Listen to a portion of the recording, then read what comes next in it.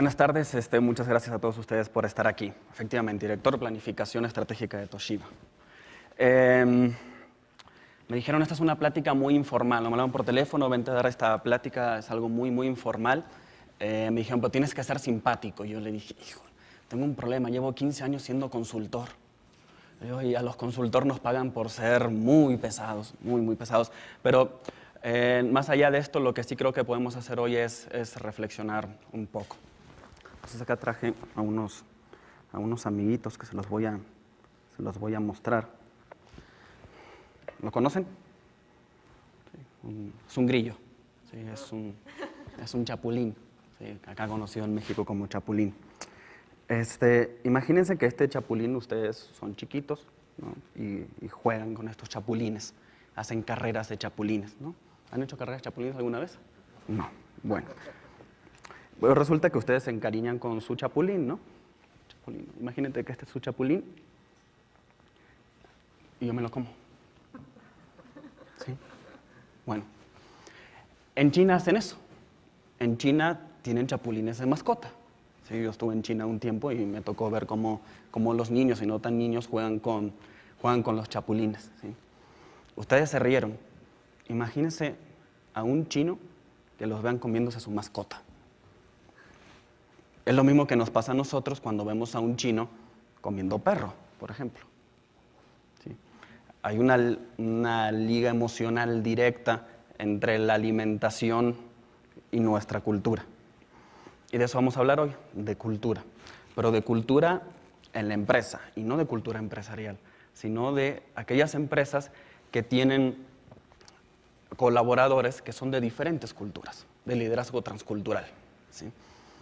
Imagínense, y esto lo llevo todos los lunes en mi junta de dirección de consejo en Toshiba, una mexicana hija de españoles, 2 mexicanos, un colombiano, un costarricense y un argentino, sentados en la misma mesa. ¿Cómo hacemos para tomar decisiones si toda nuestra forma de pensar, todos nuestros criterios, todos nuestros prejuicios son de culturas diferentes? ¿Sí? Y bueno, el punto es este. Ahora imagínense esto. Actualmente en el mundo trabajan más de 138 millones de personas fuera de su país de origen. Solamente en México, no sé si lo sabían, hay 700,000 extranjeros trabajando. O habemos 700,000 extranjeros trabajando. Les ha puesto un grillo, un chapulín, que seguramente en sus empresas hay por lo menos un extranjero trabajando. Y esto está aumentando todos los días. Cerca de 3 millones de estudiantes se gradúan todos los años fuera de su país de origen. Entonces, ¿cómo hacemos para lograr que las organizaciones funcionen bajo este esquema? La cultura, nosotros la relacionamos inmediatamente con, hacemos estereotipos, ¿no? Entonces, de repente, si ustedes ven del extranjero a México, lo primero que piensan es en las tradiciones, en la comida, una gastronomía exquisita, en los luchadores, en las máscaras de luchadores, piensan también en todo, no sé, los que están, sobre todo los que venimos de Sudamérica, nosotros crecimos con el Chavo del Ocho. Imagínense a la gente creciendo con el Chavo del Ocho como la imagen de México, o las novelas de Thalía, ¿sí? Donde o todos son ricos, muy ricos, o algunos pocos, y los demás son todos muy pobres. Y esa es la imagen con la que la gente crece fuera de México. ¿Sí? Cuando ustedes piensan en un italiano, piensan a lo mejor en la gastronomía italiana también. Cuando piensan en un argentino, además de pensar en la comida, también piensan en la arrogancia, en el corte de pelo, bueno. Y esos son prejuicios que traemos.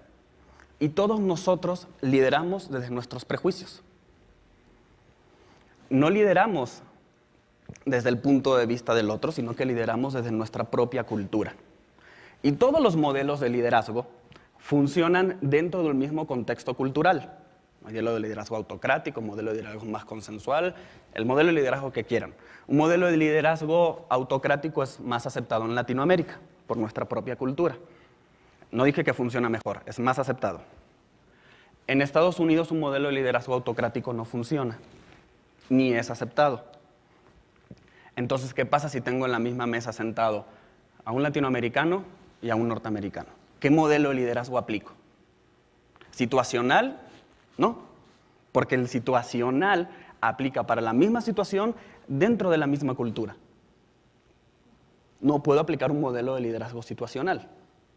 Tengo que buscar un modelo de liderazgo que contenga a todas las culturas que están en un equipo de trabajo. Eso es liderazgo transcultural. ¿Y cómo hago esto? Bueno, la cultura es un conjunto de programas mentales compartidos por un grupo de personas. No son estos prejuicios que nos armamos, ni son los estereotipos que nos armamos de otros países, ¿sí? Esto que comentábamos, la comida, la forma de vestir, la música, todo esto son expresiones de la cultura, de valores mucho más profundos arraigados en las personas y en las culturas, que vienen desde toda su historia. Imagínense México con 500 años de historia. México no tiene 200 años de historia, no tiene desde la independencia, tampoco viene desde la conquista de los españoles, viene todavía mucho más atrás. ¿Sí? Imagínense a China con 4000 años de historia. ¿Sí? Todo lo que ellos van aprendiendo, todo ese bagaje de cosas que van trayendo o que traemos en nuestras culturas, es lo que finalmente forma nuestra manera de pensar, nuestra forma de ver el mundo.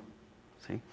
Y estos programas mentales compartidos es compartido solamente por la cultura. Y cuando alguien viene de afuera, que tiene un programa mental diferente, inmediatamente se rechaza. Porque tendemos a rechazar aquellas cosas que son diferentes a nosotros o a las que no estamos acostumbradas. De niño, volviendo al ejemplo de la comida, de niño en Buenos Aires, donde nací, yo creo que tenía el único nopal, que para mí eran cactus, en mi ignorancia era un cactus, de todo Buenos Aires. Yo no había visto, no sé cómo llegó ahí el nopal, pero ahí estaba. Entonces yo con mi hermano le quitábamos las púas y agarrábamos unas flores de jazmín que teníamos en el jardín, se las metíamos y jugábamos con los dardos, ¿no? A que fueran dardos y nos picábamos con esto. Imagínense cuando yo llego a México y veo que se comen el nopal y que se comen la tuna o que la hacen agua. O sea que los mexicanos comen o comemos, porque también como nopales, la tuna no me gusta, pero nopales sí como. Con lo que yo jugaba de niño. Y lo mismo les sucede seguramente a ustedes si ven a un chino comiendo perro. O si ven a otra persona comiendo algo con lo que ustedes suelen jugar. Entonces, ese es el prejuicio. Entonces, pero le digo que esto viene de los valores que tenemos arraigados. Y es ahí a donde tenemos que llegar. Entonces, liderazgo transcultural, para poder llegar a este modelo, tenemos que aprovechar los valores o el conjunto de valores que en suma son propicios para el desarrollo del equipo o de la organización. Para esto, lo primero que tenemos que hacer, paso número 1, quitarnos el piloto automático. O sea, todos vamos derechito de acuerdo a lo que nuestros prejuicios culturales nos marcan, ¿no? Porque así lo hemos hecho toda la vida, no nosotros. Nuestros papás, nuestros abuelos, nuestros bisabuelos, tatarabuelos y todos nuestros ancestros lo han hecho de la misma manera. Entonces seguimos caminando de igual forma. Esto se llama competencia inconsciente. Soy competente dentro de mi cultura para desenvolverme de forma correcta, ¿sí? Lo hago de forma inconsciente. Seguramente cuando ustedes salen del trabajo, sobre todo de un día de trabajo muy agotador y se van a sus casas, van pensando en 1000 cosas y de repente llegan a su casa y ni se enteraron cómo llegaron. ¿Sí les ha sucedido? Bien, esto es competencia inconsciente. Ahora, el 78% de los accidentes de tránsito se dan en el transcurso del trabajo a la casa. ¿Por qué? Porque la gente, los que manejamos, no somos conscientes de lo que está sucediendo a nuestro alrededor. Porque siempre lo hacemos de la misma manera. Y como líderes, imagínense hacer siempre las cosas de la misma manera y la gente siguiéndolos atrás. En una ocasión viví muchos años en Guadalajara, viví 10 años en Guadalajara. Ya ven cómo nos gustan hacer las cosas, de que de repente cambiamos las direcciones de la calle, abrimos un carril nuevo, y abren un carril nuevo en la avenida Mariano Otero, una de las avenidas principales de Guadalajara, donde cruza justo con López Mateos, otra de las avenidas principales de Guadalajara, porque estaban haciendo una obra y yo venía acá pensando en la mortalidad del cangrejo, venía manejando Y de repente agarro el carril nuevo, y ese carril nuevo, por la buena forma en que planeamos las cosas, da en sentido contrario hacia López Mateos. Y no me di cuenta, y me metí en sentido contrario a López Mateos, y atrás mío otros 4, que me siguieron. Yo estaba liderando inconscientemente a todas las personas que venían atrás. Por suerte, estaba el semáforo a 2 cuadras, y estaban todos parados allá, alcanzamos a hacer reversa, y ya nos fuimos. Bien, imagínense esto en la organización. Todos van a estar detrás de ustedes, y si ustedes se estampan, porque la situación cultural dentro de su organización requiere de una atención diferente, requiere de que desconecten ese piloto automático, se van a estampar junto con ustedes. Entonces, primero, y para hacer esto, lo que necesitamos hacer es ser conscientes de los propios sesgos de nuestra cultura. Todas las culturas tienen cosas buenas y cosas, no voy a decir malas, cosas que no son propicias para el desarrollo, a nivel social y a nivel organizacional. Bien, entonces, conscientes de esto. Segundo, conocimiento. El conocimiento no es lo que aprendemos en los canales de historia o en los canales de descubrimiento, para no hacer publicidad. Conocimiento, porque aprendemos las cosas cotidianas. Conocimiento es ir a conocer cuáles son los valores que rigen a estas culturas, cuáles son los valores que rigen a las personas que son de diferentes culturas en su organización. Gohan, arroz en japonés quiere decir manjar. Todos los japoneses comen arroz. ¿Pero por qué le dicen manjar a algo que es tan común? Porque hace más de 300 años hubo una hambruna muy fuerte en Japón, donde lo único que había era arroz, y para ellos era un manjar tener el arroz. De ahí viene la palabra. Los japoneses no están determinados por el arroz ni por la palabra, pero sí están determinados por lo que es hambruna y lo que tuvieron que hacer para salir de esa hambruna. Y ese es el conocimiento que tenemos que aprender. Estudien las culturas de las personas que trabajan en su organización. Tercer y último punto, habilidades conductuales. O sea, generar un repertorio de habilidades que me sirva para aprovechar justamente estos valores propicios para el desarrollo de diferentes culturas. La forma en la que me comunico con la gente. Finalmente, el liderazgo, o mejor dicho, el problema en las organizaciones, la mayoría de los problemas en las organizaciones no tienen que ver con administración ni técnicas, tienen que ver con comunicación, liderazgo y habilidades mucho más suaves, como nos gusta decirle. Entonces, desconectar el piloto automático, conocimiento y habilidades conductuales. ¿Y las habilidades conductuales, ustedes creen que es difícil hablar con un indio por teléfono?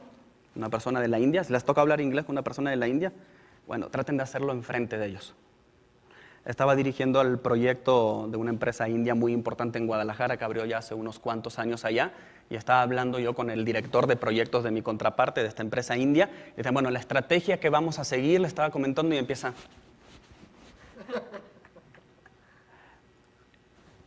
A ver, ¿no me estás entendiendo? Yes, yes, yes. Entonces me paré un momento con el chico que estaba a mi lado, que tenía ya un tiempo trabajando, mexicano, tiempo trabajando, y le hablé en español. Oye, ¿qué onda? No, si es que ellos le hacen así para decirte que sí. Digo, bueno, yo eso lo había visto en el Chavo del Ocho, nada más que dice sí, sí. Bueno, esas son habilidades conductuales que tenemos que aprender. Bien. Finalmente, el liderazgo transcultural, como les decía, es esto. Tomar los valores propicios para el desarrollo de su organización, meterlos en una licuadora, aprovechar lo mejor de cada uno y desarrollar un modelo que contenga finalmente a todas las personas que trabajan en su organización. Bueno, ahora vamos a las preguntas y respuestas. Si alguien tiene una pregunta para hacer. Soy un chileno criado en Venezuela, de familia alemana, casado con una ecuatoriana que es mitad china, y ahora tenemos un hijo mexicano, absolutamente cierto. Mi hijo tiene derecho a 4 pasaportes. ¿Cuál es el principal reto que ves para, vamos a decirlo, para el gerente mexicano al lidiar con nosotros, los extranjeros problemáticos? Creo que no es el principal reto para los gerentes mexicanos. Creo que es el principal reto para cualquier gerente o para cualquiera que tenemos una posición de liderazgo en nuestras organizaciones, desconectar el piloto automático. Pero, o sea, si nos cuesta tomar un camino a casa diferente, imagínense lo que nos cuesta pensar como piensan otras culturas. Ese es el principal reto.